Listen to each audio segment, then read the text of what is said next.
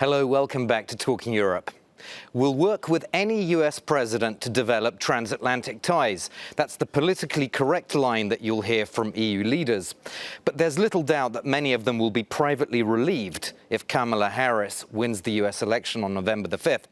She's drawn a clear line from her opponent, former President Donald Trump, on US engagement with the world and particularly on support for Ukraine. But it's not as if the current Biden-Harris administration has always been smooth for Europe. Think of the US Inflation Reduction Act or Biden's AUKUS pact with the UK and Australia. And if Donald Trump does defeat Harris in November, could the EU still work out some kind of arrangement with him? Well, to discuss all these issues, I'm joined by German MEP Alexandra Geser from the group of the Greens. Welcome to you. And I'm also pleased to welcome Portuguese MEP Antonio Tanger Correia from Patriots for Europe. Welcome to you. Thank you. Both of you are on the delegation for relations with the United States.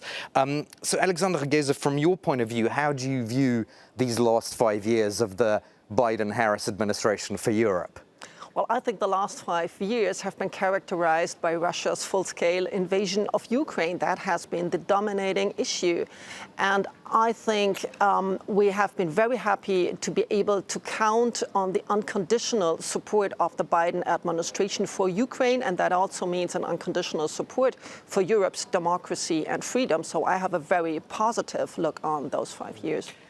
And the same question to you, Antonio. No, I agree. But a little bit erratic, I would say. We know the interest of the Biden family in Ukraine, and I think that was a small problem. Where I'm coming from Portugal, my party is the absolutely staunch supporter and the Portuguese of Ukraine.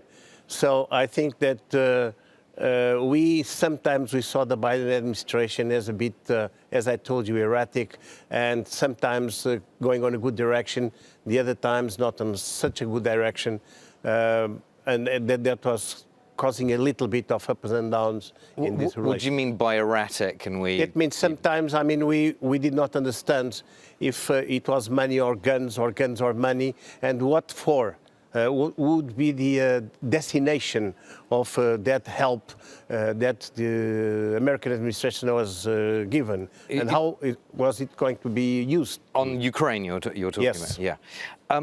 Alexandra Geser, how do you view a possible Harris presidency? Do you think it would be a little bit different from Joe Biden if she wins? What are the nuances for you, or are they significant even? Well, we don't know that yet, but she certainly is a different person. She's a person of color. She's a woman. She is younger than Biden, so I think her presidency will be different. But she has also shown earlier in her career that that doesn't necessarily condition what she does. So I think she will be a president who stands for the whole of America and will have a different way to serve the American people. I think she will be very open to work with Europe. And I'm very much looking forward on her very clear stance towards women's rights, towards abortion rights, which we are seeing threatened all over the globe. So I think this is something all of Europe can really look forward to, and in particular the women. You both mentioned Ukraine, and obviously that is the key concern for the EU when it comes to who's going to win in November in America. Of course, there's also the whole trade issue between the EU and the US, which hopefully we'll get into as well. But first, let's take a listen to Donald Trump and Kamala Harris talking about their respective positions on Ukraine.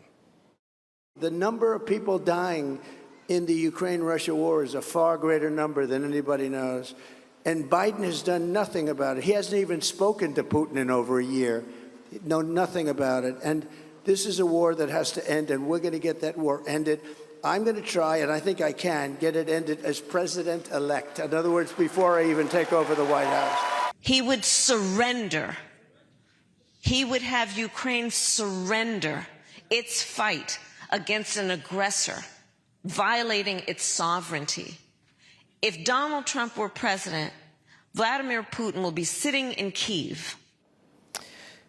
Antonio Tanger Correia, when Donald Trump talks about, I'm going to sort this out in 24 hours. He doesn't really seem to explain how, beyond saying that he has a good relationship with everybody, with Zelensky and Putin. Are you convinced by this? Well, 24 hours, I think, is a bit extreme, isn't it? What the I really means that he considers himself able to do it. I don't know. The conflict is deeply rooted now. I'm curious how he could move things into that direction. But Trump has always surprised us in international arena. He just had Kim Jong-il quiet down. Kim Jong-un. Kim Jong-un, yes. Because I'm still from the old timers, you know. You're a in diplomacy. Diplomat from the Portuguese foreign I was ministry. accredited to North Korea in the time of Kim Il-sung. Right, okay. So that was old times. So he has surprised us because he's an American. He did not provoke wars, on the contrary. And he was very smart, in my opinion, because he discovered the way, against the usual way of the American presidency. He found a way of selling weapons without making wars. So I'm very interested and curious, how can he solve it? Are you curious or rather dreading what's going to happen on Ukraine if he wins? I am dreading what's going to happen to the Ukrainian if he wins, because the only way we know we started this war, and that is Putin, and we know who is continuing this war, and that is also Putin. So the only person who can really stop that war is Putin. If Trump promises to stop it in a very short time span, that means surrender. He will force Ukraine to surrender. And that means forcing Ukraine to give up part of its territory, almost a quarter of its territory. And we know what happens to the people in those territories. I have been to Bucha and I have been to Irpin and I've spoken to the people. We know that Russia, Putin's troops have committed war crimes there, and I've spoken to the people who have told me about it with horror, how their neighbors had been shot from behind, how the women had been raped in the streets by Russian troops. This is what Putin wants to do to the Ukraine, and we can't tolerate that. So I really hope for Kamala Harris to win. Trump also says if Putin doesn't come to negotiate on Trump's supposed deal, then Trump is going to give the Ukrainians a lot. Does that sound credible to you? It sounds like a threat to me. I mean, it really... But it's not a threat against Putin, really, in reality, you don't think? I mean, given the balance of power militarily. Well, I think what Putin wants to do is to have negotiations and to freeze the situation in order to keep building up troops and military capacity in order to be able to threaten NATO borders. I mean, this is what we're really talking about. We're speaking about Ukraine and the Ukrainian people, but we're also speaking about our own security that will be jeopardized with Trump president of the U.S. So, Antonio, do you think territorial concessions to Russia by Ukraine, they're inevitable if Trump becomes president? Our position is basically that we stand with Ukraine, so whatever the Ukrainians decide in their free will, it's good for us. I don't take a future vision of conceding or not conceding territories. That's something that the Ukrainians have to negotiate by themselves. But we can't forget the pressure that Trump is implying he would put on the Ukrainians. Oh yeah, because he always put pressure on the weaker side. It's a basic of international relations. I mean, everybody knows that. So if he will try a deal, we will try a deal first with Ukrainians, and then he will talk to Putin. It's my guess. Yeah.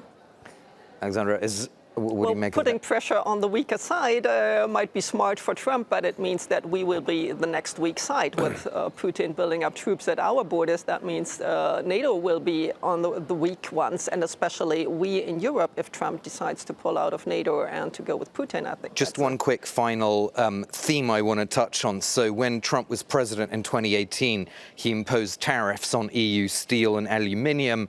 The EU retaliated on part of those tariffs. Do you think this time round, if he becomes president, we're looking at a much bigger trade tension between the EU and the US and much more robust tariff approach by the EU as well? I think it's going to happen exactly the opposite for two reasons. First reason, the old Trump is not the new Trump. I mean, he's older, but he's newer in his vision. And the second is the evolution of the BRICS and the other bloc. And Trump is very well aware of that, and that poses a threat. And China and its allies pose a threat to the United States and to Europe. So this threat is a good reason to have a better relationship and a closer relationship between Europe and the United States of America. What do you think the risk of a tariff war is, Alexandra? Well, I also consider China the biggest risk there. You mentioned steel, and we know that China is building up enormous overcapacities in terms of steel, but that is also true for some of the most critical technologies of our times, like batteries, for example, solar panels, and so on. And that is a problem for Europe, and it is the problem for the US. So I would wish for a US administration that is ready for a common approach of the European Union and the US in order to avoid this overcapacities and avoid a trade war that would damage us both. Okay, well, lots more we could talk about, but time is always so short on this program, so we'll wrap it up there and thank my two guests, Alexandra Gezer and Antonio Tange Correa. That's all for this episode of Talking Europe. You can find us on the web as well, France24.com, Talking Europe, if you look under talk shows, and of course on all our social media platforms as well. Thanks for watching.